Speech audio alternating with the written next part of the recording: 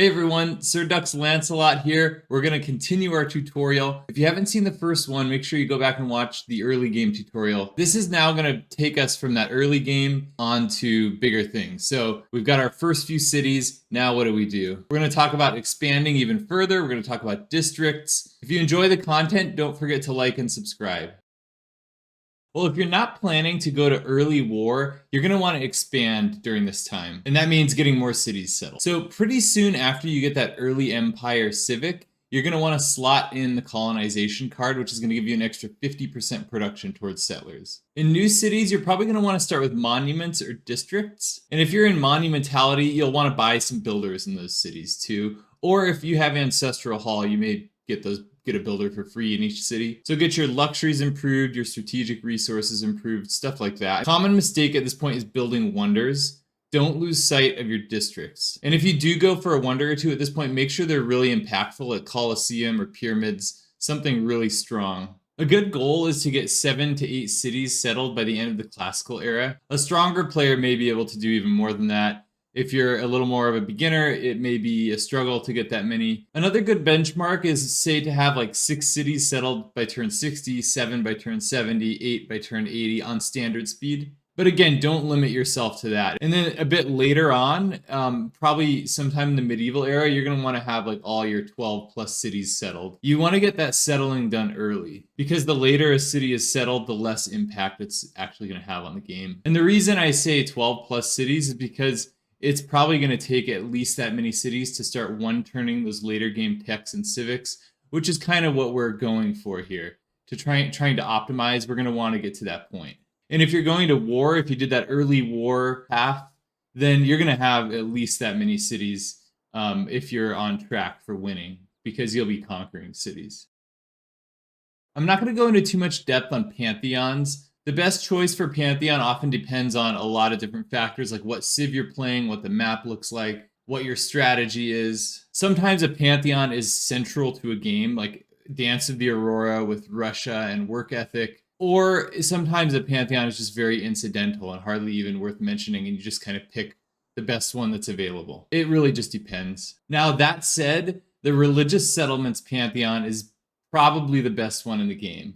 That's the one that gives you the free settler and the border growth, but it's also picked really fast by the AI, so it's almost unattainable unless you're playing a civ with some bonus faith early on, like maybe Russia or Indonesia or Mali. Other popular picks are Dance of the Aurora if you're playing as a Tundra civ, Desert Folklore if you're playing as Mali, or Sacred Path, say if you're playing as Brazil. These pantheons give holy sites extra adjacency based on surrounding desert or tundra or woods and rainforest.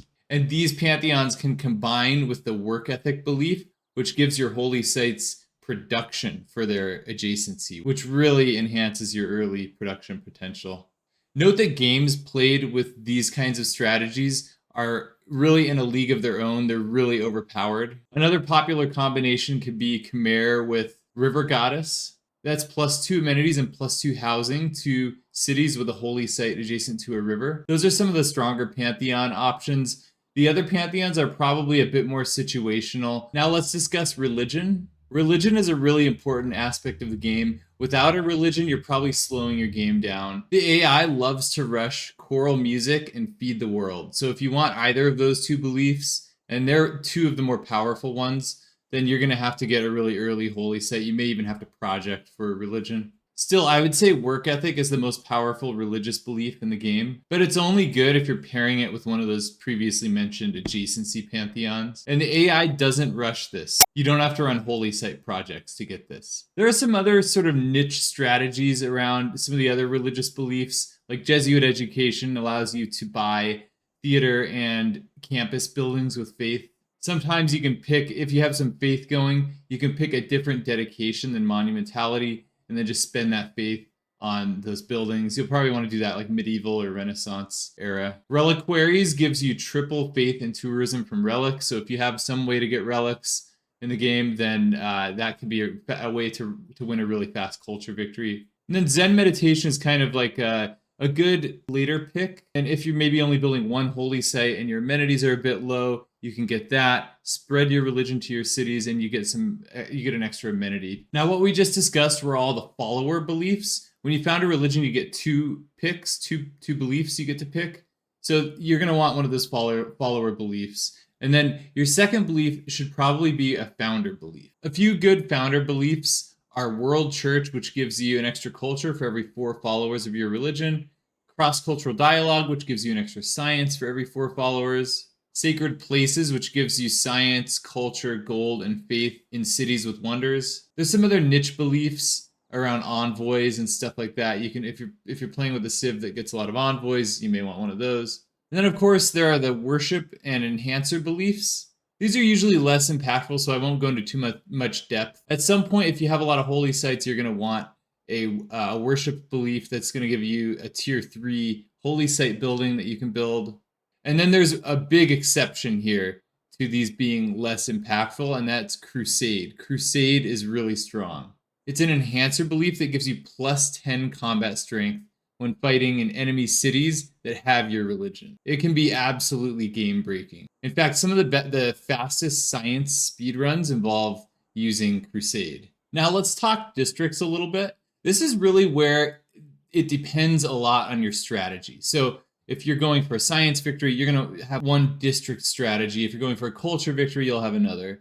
But first, in either case, you're going to want to start with expansion districts. And by that, I mean districts that give you the material you need to grow your empire. Basically, it means either holy sites, commercial hubs, and harbors. Holy sites give you faith. With that faith, you can buy builders and settlers with monumentality. That's how you'll mainly expand in the mid-game. Commercial hubs and harbors, they give you trade routes, which is another way of beefing up your food and your production. However, I would say these are really inferior to holy sites in the unmodded version of the game. Holy sites are just too strong. Even if you use like Magnus's surplus logistics promotion, which gives an extra 2 food to trade routes to his city, it's still just not going to be comparable with holy sites. Now, in the Better Balanced Games mod, which is the multiplayer mod, they really balance that out, which is cool. But we're talking about the unmodded game, and for that, I would strongly recommend holy sites as like the key expansion district. Now, if you're taking that early war path, we'll talk about that a bit later. You're going to obviously want to start with an encampment. But here we're just talking about peaceful expansion. After you get those expansion districts going, you're going to want to get a government plaza pretty quickly. That's sort of the next step. Usually I build mine in my capital when it reaches 4 population. And then it's really important to get that tier 1 government building. So as soon as you finish the government plaza, you're probably going to want to start on that. If you've got a lot of space, you'll probably want to do Ancestral Hall. It's going to give new cities a free builder. If you're short on space, Audience Chamber is the way to go. It's going to give you extra housing and amenities with governors and cities. And then, of course, if you're doing the early war, Warlord's Throne. Now, the government plaza gives you some extra adjacency, which is great. I wouldn't be too obsessed with early adjacency. A lot of people, I think, over-prioritize that. Just try clumping your districts in general, and then by the late game, you're going to have good adjacencies. That's really what matters. And then after you get those expansion districts in your government plaza, that's when you go for your victory districts. So for science victory, that's going to be your campuses. Culture victory, that's going to be theater squares. If you're doing like a late game domination where you're trying to sort of out-sim the AI to a later game unit, it could be either of those. So you'll probably want to get a couple of those, like in maybe cities 2 and 3, do those when they reach 4 population, do your victory districts. Depending on your level of AI exploitation, you may need to get some gold districts like commercial hubs and harbors. If you really went hard into holy sites, you're going to struggle for gold. Now, if you don't mind tricking the AI with those deals and stuff, you can always have enough gold. But if you don't like doing that, you may need to sprinkle in some gold districts. And that's why tricking the AI in those deals is such a big difference, because it allows you to just skip over those, just not even worry about gold for the rest of the game. You can just go straight into your victory districts. As a general note, you'll want to pay attention to your city's population. So as soon as you reach, say, 7 population, you should be starting on that 3rd district. Keep building your cities out. Don't just stop after you've got your expansion districts and your victory districts. Try to get, basically every district in every city. You want to start getting industrial zones, commercial hubs, theaters, campuses, harbors. And this really leads us into district discounting. It's possible to get a 40% production discount on districts if you finish building as many total districts as types unlocked, and if a district has been built less than average. You may also have to finish researching an additional tech or civic after otherwise qualifying for the discount. This is a really powerful mechanic that the best multiplayer players use to the maximum. And if you want a really good explanation, detailed explanation of district discounting, look up Potato McWhiskey's video. He has a really good detailed video on that. One easy way to get some district discounts is to layer your districting, as we've kind of been discussing. So after you get a few of your expansion districts finished, you'll probably get a discounted government plaza. And then once you get that finished, you'll probably get a couple discounted campuses, say, if you're going for a science victory. And then once you get those done, you'll have maybe a discounted theater square. At that point, I sort of let the discounting guide me as to what districts to make. You know, you pull up the city menu and you see if a certain district type costs less, and you know, if it's something that's going to be useful as well, then you probably want to build that. You don't want to just build two different districts in your first two cities. Build the same ones like holy sites. And then you can avoid the techs and civics that unlock other districts, because that's a key part of discounting districts, is avoiding unlocking districts that you don't want to build. And with some practice, you'll be able to keep up this discounting chain going well into the mid game. It'll also allow you to get a really balanced empire, because you're going to be constantly encouraged to build districts that you don't have. So, I mean, if you want a nice, balanced, solid empire, just follow that discounting chain. Now let's talk governors. For optimal gameplay, your first governor should probably either be Pingala or Magnus. Other governors can be useful in unique situations, like an extra builder charge with Liang, or gold on unimproved features with Reyna. But these are unique strategies that really only work well with certain civs. Pingala provides the science and culture. Culture is really important for propelling yourself through the civic tree, which unlocks better policy cards, better governments. Magnus provides extra production when harvesting resources and when removing features like woods and rainforests, and that can give you a big boost of immediate production. His provision promotion also allows you to build settlers in that city without losing population. And that's sort of like an indirect production boost, because if you lose population, then you're not working as many tiles and not getting as much production. One popular strategy is to put Magnus into a city, build the ancestral hall there, slot the colonization card, and then churn out low-cost settlers without losing any population. Now, there's an interesting synergy between what government building you picked first and your governor strategy. If you chose the audience chamber government building, you want to spread your governors out so that you get that extra housing and amenities in as many cities as possible. But even then, you still probably want to use your first couple promotions on the same governor. For example, to get Pingala's connoisseur promotion for extra culture per population, or to get Magnus's provision promotion so you don't lose population from making settlers. You probably want to get a couple in kind of focused into one of those governors before you pick additional governors, even if you have audience chamber. But you don't want to spend your first 4 promotions, for example, on the same governor if you did audience chamber. You want to spread them out as much as you can. Now, if you picked Ancestral Hall, feel free to concentrate your promotions on a single governor, for example. But even then, you'll still probably want Magnus and Pingala because they're both really good.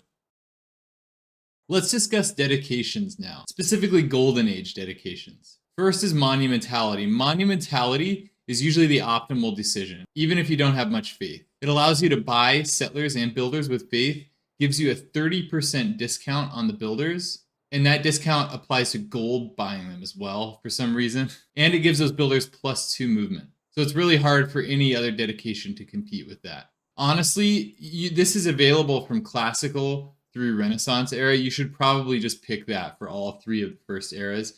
After that, I'm not even going to really discuss dedications after the early game. They're not as impactful. So what really matters is those first few eras, and it's usually just going to be monumentality. But we'll mention some of the others here too. So there's free inquiry, gives you science from commercial hub and harbor adjacency.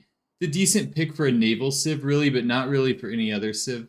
Commercial hubs have such low adjacency, and it's usually inefficient to build both a commercial hub and a harbor in a city because you don't double up on trade routes unless you're playing as the Owls of Minerva, Secret Society. So for a very specific scenario, maybe a naval civ, there are some speed runs using free inquiry that do compare with monumentality, but it's pretty rare. There's also Exodus of the Evangelists, which is pretty good for religious victories. Gives you +2 movement for missionaries, apostles, and inquisitors, and then +2 charges, as well as +4 great prophet points per turn.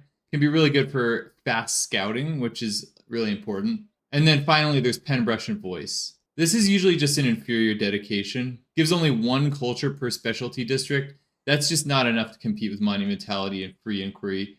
And note that Better Balanced Games, BBG, significantly buffs this, so this is often the go-to dedication in multiplayer, but we're not concerning ourselves with that. Now on to governments. Classical Republic is really the preferred government for anything except early war, in which case oligarchy is best. Autocracy is really only useful temporarily at most, but if you want to take your optimization to the max, autocracy can be part of that. Especially if getting into Classical Republic immediately doesn't help your amenity situation. Say you're like 0 amenities or +1 amenities in all of your cities, adding an extra amenity that you get from Classical Republic isn't going to do anything. In that case, you might as well play autocracy and get a slight increase to your yields. But you'll want to switch out of autocracy before you finish your tier 1 government building, because then you'll be locked into the autocratic legacy card for the rest of the game. And you don't really want autocratic legacy. You'd prefer to have Classical Republic, or if you're doing war, you'll prefer oligarchic legacy. And then you'll keep those legacy cards, of course, for the rest of the game. So an extra amenity card with the Classical Republic, with the Republican legacy card, is really strong. Okay, I think that wraps up this tutorial. We've still got a lot to talk about in the next one. We've got to talk about tech pathing, importance of improving your land. Got to talk about the early war path that I've been mentioning, civic pathing, about game modes as well. But for now, that's all I've got.